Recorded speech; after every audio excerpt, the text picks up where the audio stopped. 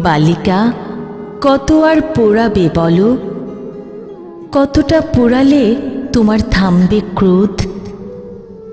পুড়িয়েছ আমার ভেতর, আমার বাহির, ছারখার করেছ হৃৎপিণ্ড, যেখানে একই সাথে প্রেম ও ঘৃণার বসবাস।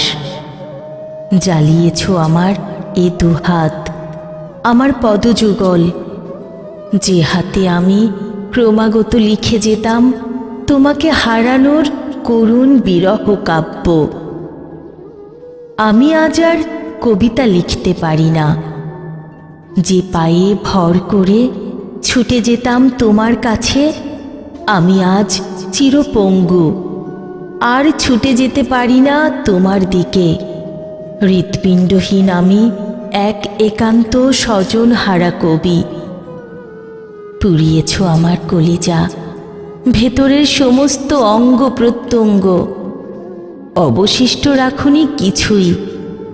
আমি আজ এক জীবন্ত কঙ্কাল, যার নিঃশ্বাসে বিষ, প্রশ্বাসে মরণ গরল।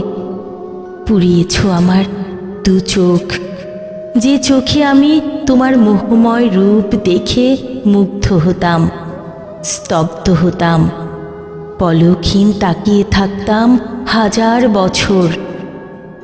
বালিকা, কত আর পুড়াবে বলো? আর কতটা পুড়ালে তোমার চলার পথে পড়ে থাকবে এক স্তূপ মানব ভস্ম, এক স্তূপ মানব ভস্ম।